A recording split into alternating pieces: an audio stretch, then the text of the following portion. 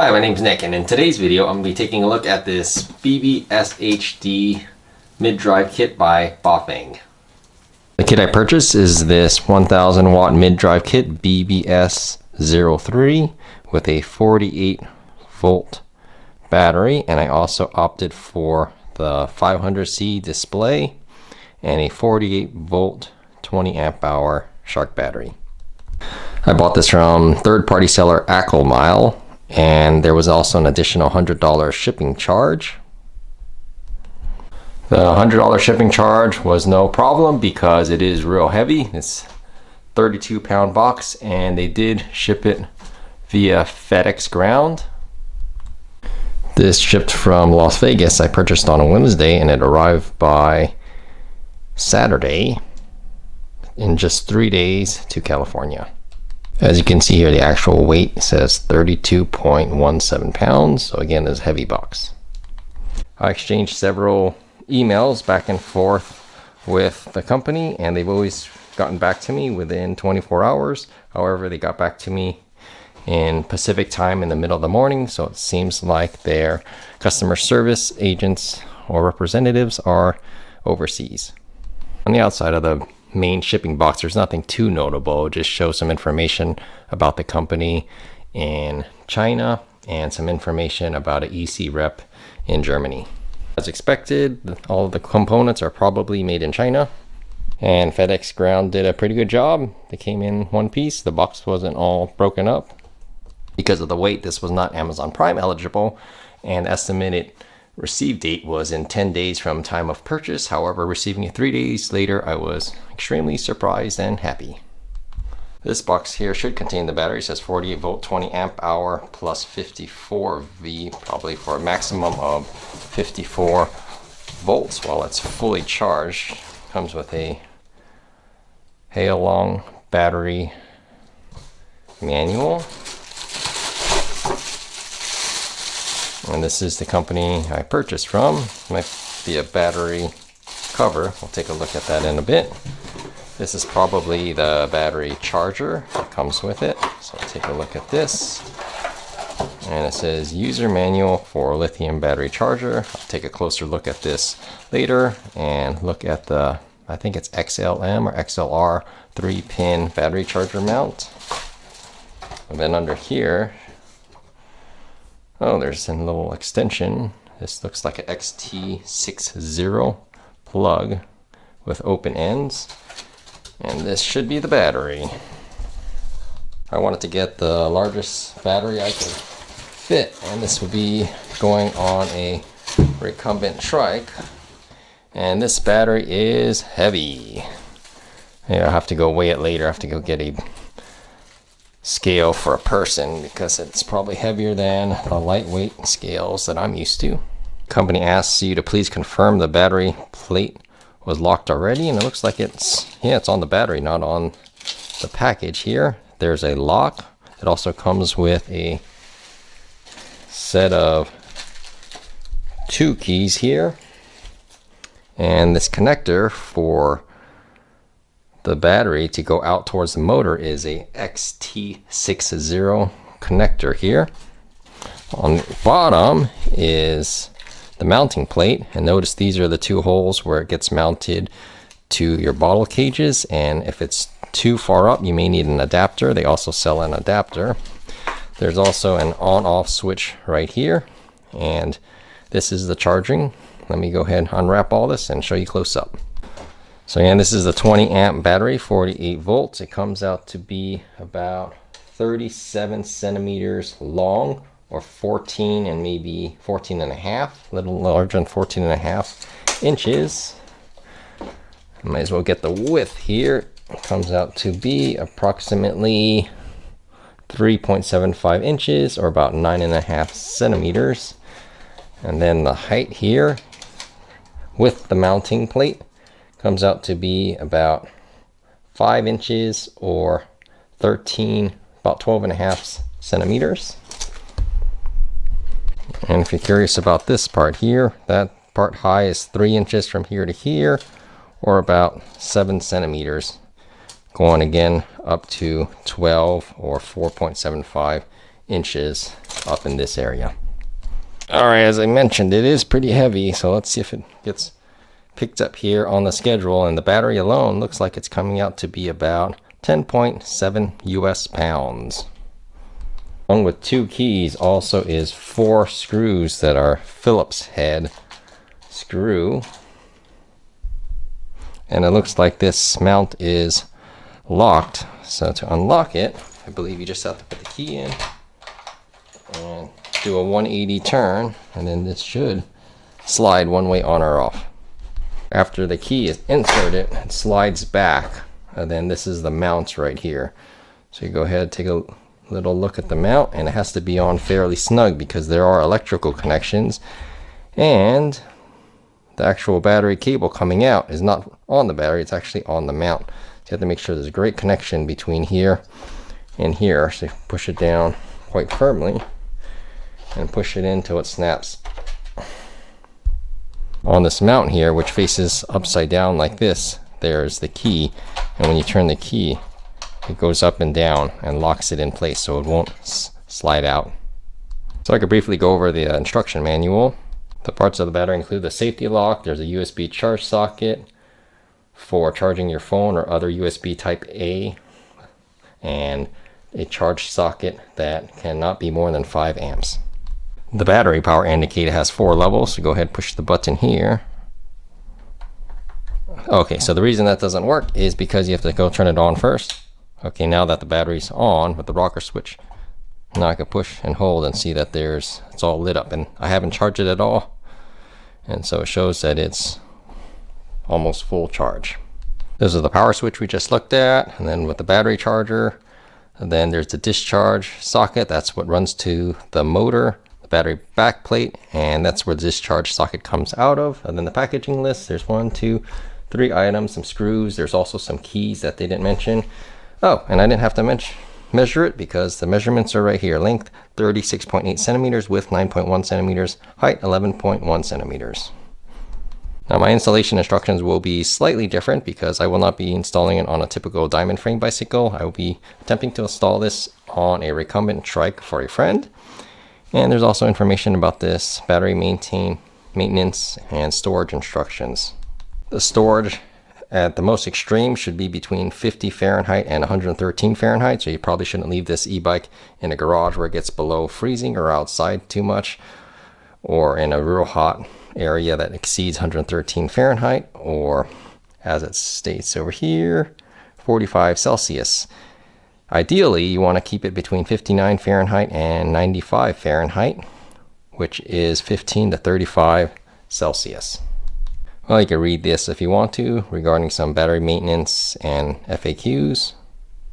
Lastly, just a warranty card on the back side. Happy riding, it says. So I'm going to go ahead and put the plate back on. Push it down, slide it in, and it could slide off, and if you don't lock it, full 180 degrees and it comes out, and now this pin is up and it's locked. The O means it's off, and then the I here is to turn it on. There's a rocker switch here, and also the rocker switch may have to be engaged to the on position in order to charge the battery. Instead of pushing here, I believe you just turn it. I'm not sure why it says to push. Maybe to make sure it's... I try to pull at first, but this right here is locked on. Has a little swivel, and that's how you charge the battery. Turn the rocker switch on, and we're going to see if this USB type A works. And then go ahead and plug it in. Okay, it looks like you have to plug in your phone first. Make sure it's all powered, and now plug in the USB A, and now it is charging. This battery has roughly 85 times the capacity of this Apple iPhone. Okay, so the length of this cable coming out of the holder or mount is about 6 3/4 inches, or about 17 centimeters, and then the length of this extender comes out to be approximately 20 centimeters or 8 inches long. And the other bag was this, looks like a rain cover. It's actually fairly thick, and it covers the whole battery, and it doesn't wrap around the back side because this is where the cable's coming out of here. So it just sits to be about right here. because it's better to keep the battery cool in operation. I probably won't be using this, especially when riding, unless it's raining a lot, to protect some of the contacts. Battery charger has its own user manual. They do recommend against using any external extension cords. And it looks like the battery is lithium ion. And just some other warnings down below. Probably the similar notice and warnings are on the battery itself, listed over here. Output of this battery is 54.6 volts at 2 amps, and input could be anywhere between 100 and 240 volts. This end from here to here is about 70 centimeters or 28 inches, and then this portion is approximately a little over 3.5 feet long, or approximately 107 centimeters from here to here. Once you plug it in, a green light turns on at the top here. There's a little indication on the battery.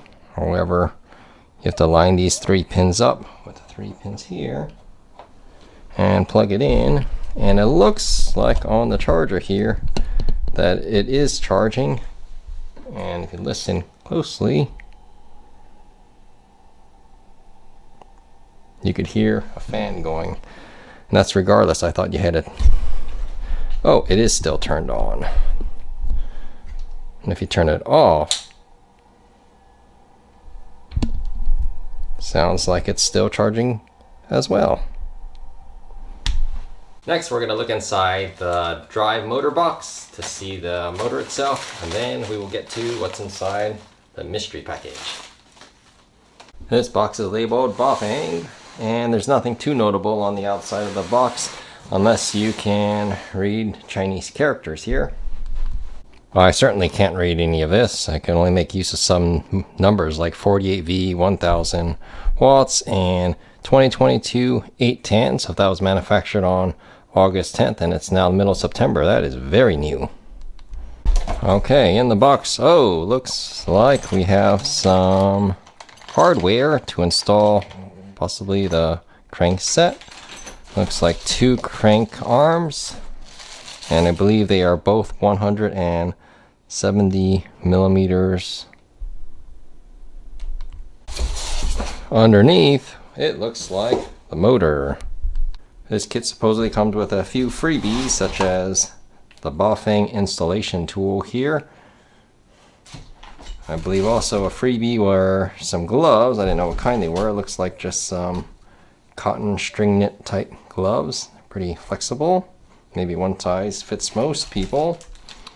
Looks like some hardware here, installation hardware, some Allen screws, possibly 5 millimeters, and some washers here we could take a look at in a little bit. I did ask them for extra battery cable to install on my trike, so this might be the extra one that might not be included. Maybe it is included. Let's see if I get another one in the mystery FedEx package. This might be some type of crank puller tool. I'm not sure what this one is. We'll see. There's quite a few zip ties on this end. And we have some stickers here for the BBS01 36-250 watt motor. This is another freebie. It looks like the headlight. We could take a look at that in a bit. Also here is the throttle. This is one of my favorite pieces of the kit. I actually got a rent e-bike at Mammoth Lakes, and it was quite fun. I had a little throttle and I had a great time on it. I only rode it for a little bit while my friend rode it the majority of the ride. I probably only rode about 100 meters, if that. This looks like some type of wiring harness. And then we finally get to the motor itself. There's also a instruction manual hidden underneath the styrofoam. The top layer just got stuck to it.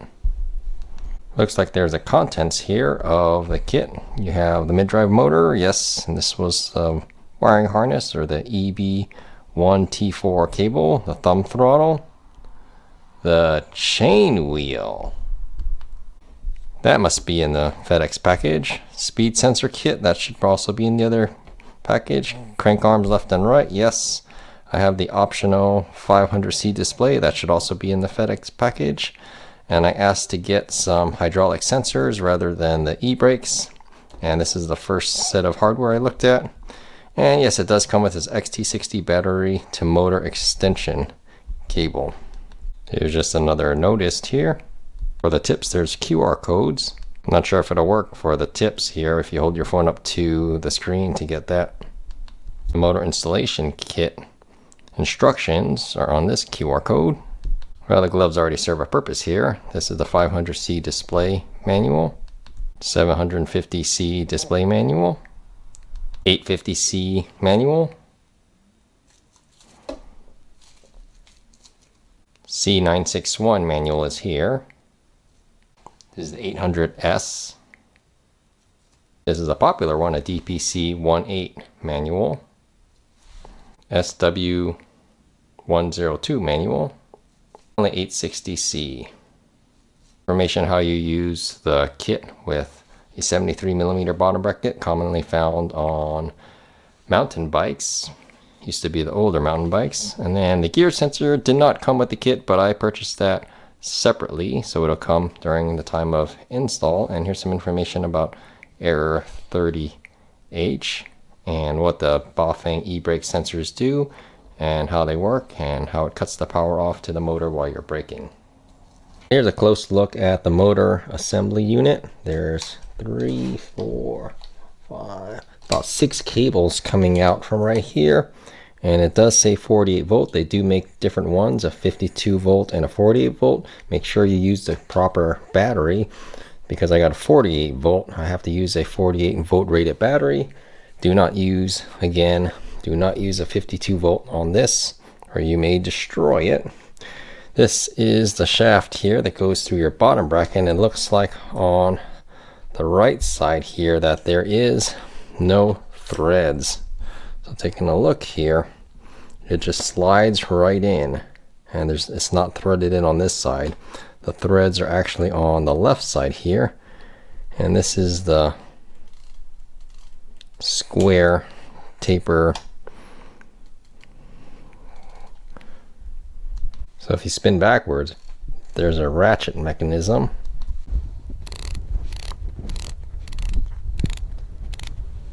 However, spinning forward, there's a lot of resistance, so it looks like it's turning the whole motor. So if you don't plug in the battery or even maybe turn it on, there's going to be a lot of resistance. And that's kind of unfortunate because I was hoping that I could still use this motor on the trike and spin with the motor off and still get a workout on a indoor platform. So as I mentioned earlier, I did get this motor for a friend, and I would have opted for the rear wheel motor. However, with 130mm rear dropouts, I couldn't find the motor that was suitable for 130mm road bike rear chainstays. This is the right, yes, this is the right side. We'll take a look closely here. And when you spin forward, this whole part right here turns. It's probably connected to the motor down in this area right here, so it's real hard to turn and it won't spin freely. When it sits on your bike, it should be like this, with the motor part on the bottom, keeping a lower center of gravity, and this shaft portion going through the bottom bracket of the bicycle. The overall length from here to here is about 89mm, and the 68mm bottom bracket should be here, 68, about right here to the threads to here, to this end. This is definitely not light, so let's see if I can put all this onto the scale here and see how it turns out. And it looks like it's slightly lighter than the battery. The battery was 10.7 pounds, and here we're coming in at 13.2 pounds just with the motor unit. And if you're really curious about the weight of this thing that it was on, it's about 30 grams. So subtract 30 grams from 13.2 pounds, which is not much. It also looks like there are some very fragile cables here, as you can see. So when you remove the rubber bands, you have to be real careful. These rubber bands might even be able to pull these out of their sockets. The length of these cables is not long at all, so my guess is to the end here about 44 centimeters, or roughly about 17.5 inches. So from the motor to the end of the cable, just about 17.5 inches. And this does look like an original equipment Bafang because it says Bafang here. Other companies put their little logo here, so I'm glad it just says Bafang. Looks pretty nice. And oh, I was going to show you, there's some mounts here. This is on the non-drive side. There are 2 screws here where you could fit a torque arm. So it mounts here, then it connects to part of the frame, and it's optional. So for an example, this is a Utah Trikes torque arm, and it just slides over the bottom bracket area, and it clamps on right there, so it prevents the motor from swaying back and forth when you accelerate. Here are the cables coming out of the motor. Looks like a cable that goes to the battery. This is probably for the front headlight. This goes to like the wiring harness that splits, and here is a 3-prong. From the tip here to right here is 4 feet and 2 inches, or about 127 centimeters. Then there is an additional few inches, or not too much, say about 6 inches, or about 16 centimeters from here to the end of the cables right here. Here are the cables. I believe this green one is for the display unit. These 2 may be for brake sensors, I'm not sure. And then we have another one maybe for a gear sensor. I'm not certain yet. Also included is a speed sensor. This is the mounting hardware. We have the throttle here, the cable to go to the battery. This looks actually like a square bottom bracket removal. This is the installation tool. Again, the crank arms, the wiring harness, that's what I'll call it, and some zip ties. So let's take a close look at the speed sensor. Here's a close look at the speed sensor. This is the magnet for the speed sensor, and as others may have complained on Amazon, there is a proprietary screw here. See, it's some proprietary star nut with a hole in it. Another thing to note about the speed sensor is there is no cable coming out of it, and this goes all the way to your wheel. This portion is what connects to it, so there's some grooves here, and inside here are some other grooves, and it fits inside like this, and the smaller black screw will possibly come into here and tighten that down to lock it into place. Once you find out the distance from the fork, you want this next to your wheel. The length of this throttle cable from here all the way to the tip is 19 inches, so keep that in mind depending on where you want to mount the throttle. It is spring loaded, so it comes back and it goes about this far from 0 engagement to full throttle. And I like it kind of on my left thumb area, and so you can mount it on your handlebars like this and just push it down for the throttle. They have a kind of a miniature kind of torque arm that relies on this to either bite into your frame, so I wouldn't use this. I'm going to use a different torque arm. 2 bolts here, 5 of these pink color ones, and this one has Loctite. I don't know why. Oh, it has Loctite on this side too. And we have 2 lock rings on the end here. This one probably goes in first when you're tightening, and this is probably the end cap version that goes in at the very end of tightening in the crankset. It says 25 to 30 Newton meters and tightening to the right. I don't have a square tapered bottom bracket, but this is to remove it or to pull the cranks off, possibly. Finally, we get to see what's inside the package. Here, I requested brake sensors rather than the levers themselves, so they are in here. I have an additional, I also purchased an additional battery cable, so that's there.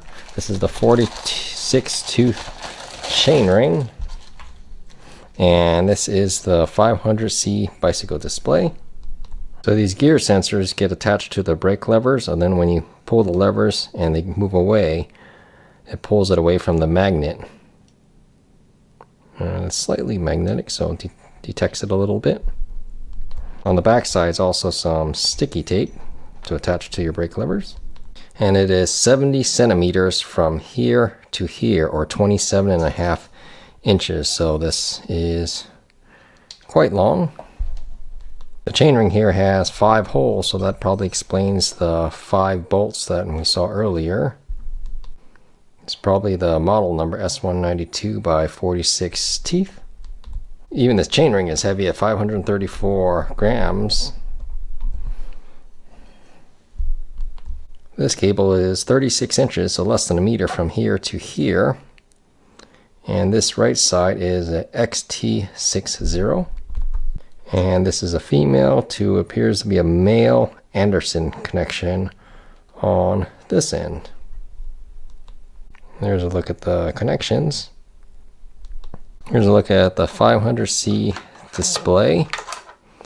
And looks like there's only one connection here. Some of the other displays have 2 holes, so this just has 1 on this left side here. Because it's not connected to the battery, it can't be turned on yet, but there is a power switch and this turns on the whole system. This looks like M for mode. That's the minus and plus for different speeds. And on the back here it says 500C, made in China, and some other information there. There aren't any spacers here, and it looks like it'll fit a handlebar for approximately 22 millimeters. I put this over here, about 22 millimeters. So it won't fit those, it may not fit those big 31.8 millimeter bars on the closer to the stem area. Also here it's fixed, so if you'd have to mount it like this, you can't turn this the opposite way to mount it on a stem. So keep that also in mind if you get this 500C. Cable here from the very end to this part right here is only 1 foot, 12 inches long. So keep that in mind. If you are mounting this in a location that requires a longer reach, you may need an extension, and it's this green. So this is the display cable. It's green and it has 5 pins. The headlight here, the cable's real long, 1.4 meters or about 55 inches. Doesn't look like it was manufactured July 2022. And it does say 6 volts. So I think the cable coming out of here, right here on the other end of the light here, is a 6 volt DC plug. And here's a look at everything that should come with your Bafang BBSHD kit if you ordered it with a battery from Ackle Miles, who I ordered it from on Amazon. Thank you so much for watching this unboxing of the Bafang BBSHD 1000 watt 48 volt with 20 amp hour battery. I plan on installing this on a Cat Trike 700 recumbent trike. I may need a few more parts like extenders or cables such as that in order to get it completely installed. But stay tuned and feel free to subscribe. It's absolutely free, and I appreciate any positive comments section if you have any questions below. Thanks for watching and have a most wonderful day.